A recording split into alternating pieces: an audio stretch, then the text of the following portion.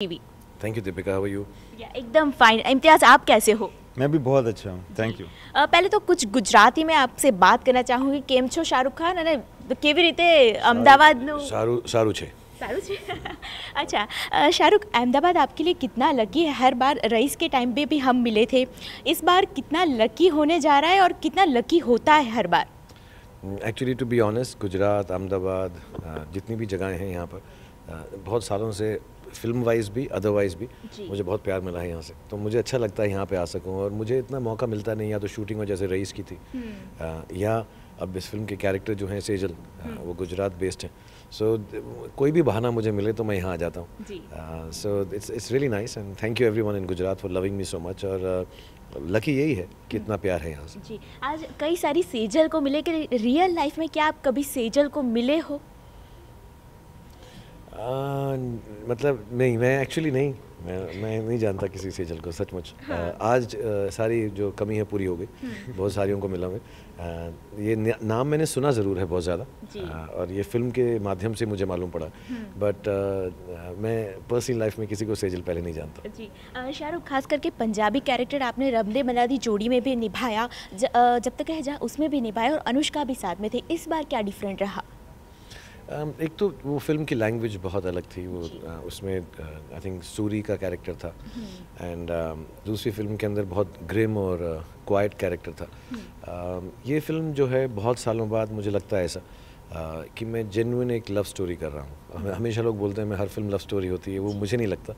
But ये बहुत सालों बाद मैं लव स्टोरी कर रहा हूँ, जो अनअबैशड एकदम दिल खोल के लव स्टोरी है। और जैसी लव स्टोरी होती हैं कि लड़की से प्यार हुआ, तकरार हुआ, झगड़ा हुआ, ऑब्स्टिकल्स, और फिर प्यार होना या ना होना, वैसी कहानी है। सो इसके अंदर बहुत डिफरेंट है। और क्योंकि इम्तियाज़ की ख़ुद की जो राइटिंग है, अमूमन एक्टर्स या जितने भी कलाकार होते हैं उनको राइटिंग से ही मालूम पड़ता है कि क्या कैरेक्टर प्ले करें या उसको किस दिशा में ले जाएं। तो इम्तियाज़ की राइटिंग बहुत अलग और जुदा है जितने भी डायरेक्टर्स के साथ मैंने काम किया, और बहुत प्यार से, बड़ी सुलझी हुई तरह से वो लिखते हैं। और अपने पर्सनल एक्सपीरियंसेस हैं, लाइफ की कोई स्टोरीज़ हैं, उन सबको वो इकट्ठा करके एक जितनी भी उनकी फिल्में हैं, I think he makes it look like कि आप शायद उन कैरेक्टर्स को जानते होगे।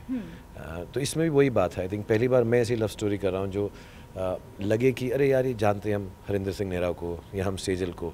सो it's a very different love story than even I have done before. जी, इम्तियाज़, इस शाहरुख खान ने पूरी बात की, अपने आप में राइटिंग के बारे में बताया। खास करके आपकी राइटिंग के हिसाब से जो कॉमेडी जोनर होता है उसके साथ रोमांस भी होता है, इस बार क्या डिफरेंट होगा और वही जोनर हमें दिखने को मिलेगा?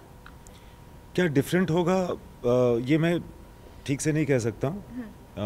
कहानी ही डिफरेंट होती है। तो एक्चुअली क्या होता है ना कि राइटर्स के साथ भी ये होता है कि जो कैरेक्टर हो जाते हैं उस कहानी में, वो उस कहानी को अलग बना देते हैं दूसरी कहानियों से।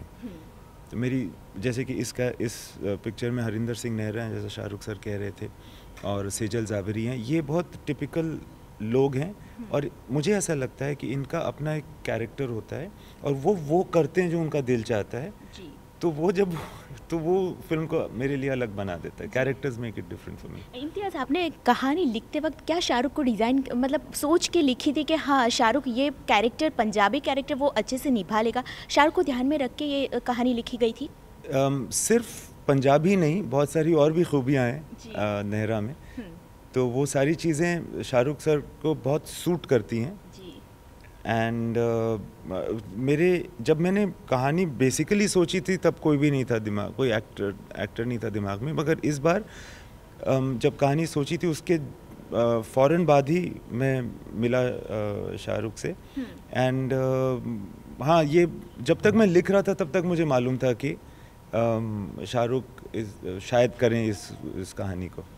फिल्म में जो पोस्टर दिख रहा है उसमें लोकेशन कई सारे हैं, इस बार भी क्या डिफरेंट लोकेशन देखने को मिलेंगे? पिछली आपकी हर मूवी में डिफरेंट लोकेशन मिलते हैं, इस बार भी क्या कुछ नया होगा? हाँ, इस बार भी हम लोगों ने मेरे ख्याल से 5 कंट्रीज़ में शूट किया है, यूरोप में, और फिर बॉम्बे में और पंजाब में भी शूट किया है।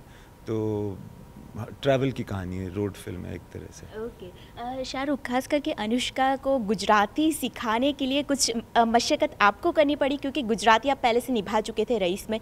इस बार क्या कुछ आपने अनुष्का को सिखाया? नहीं, मैं तो अपनी थोड़ी सी पंजाबी भूल गया, यही बहुत है।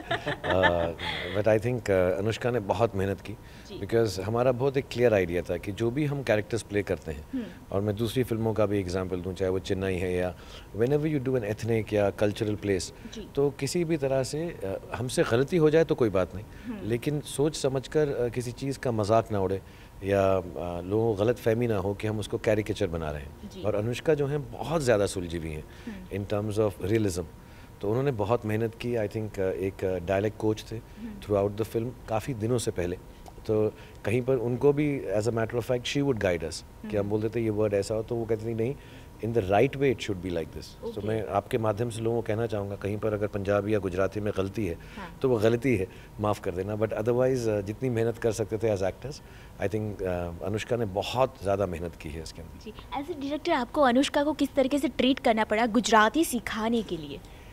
एक्चुअली वो बहुत एक्साइटेड थी गुजराती प्ले करने के लिए, वो खुद ही बहुत एक्साइटेड थी, और उनका ये विचार था कि हम कर रहे हैं तो बहुत अच्छे से करें। और हम लोगों ने ये भी फ़र्क रखा कि जो बॉम्बे के गुजराती होते हैं वो थोड़ा सा अलग तरह से गुजराती बोलते हैं, तो वो भी उन्होंने पिकअप करने की कोशिश की। एक जैसा कि शाहरुख कह रहे हैं कि एक डायलेक्ट कोच थी उनकी, जो बहुत दिन से हमारे साथ थी, जब हम रीडिंग करते थे तो भी वो साथ रहती थी और बता रही होती थी कि इस तरह से बात करना है। ये सारी चीज़ें थी। उसके बाद मेरे ख्याल से और भी बहुत उनके स्टाफ में कुछ गुजराती लोगों को शायद अनुष्का ने इंक्लूड भी किया कि तुम मेरे साथ रहो, ताकि बार बार तुम देखते रहो कि मैं ठीक से कर रही हूँ कि नहीं कर रही हूँ।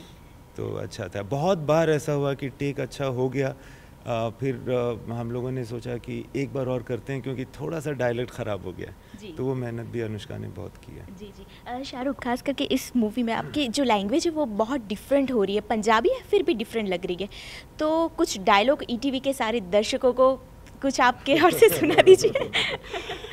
कोई जिए तो कोई मरे, सुतरा घोल घोल पतासे पिए, मैं अम्ब लेने। एक्चुअली उसके लिए भी हम एक एक्टर हैं एक्चुअली, इम्तियाज़ के दोस्त, मैं नाम भूल गया उनका क्या, उन्होंने आके हमको थोड़ा सा गाइड किया। अंजुम करके हैं, वो पंजाब से ही हैं, एक्टर हैं खुद, तो उनको हमने परेशान किया बहुत लेट नाइट्स में, क्योंकि हमको वक्त नहीं मिलता था, तो उन्होंने रिकॉर्ड करके दी कुछ ऐसी चीज़ें।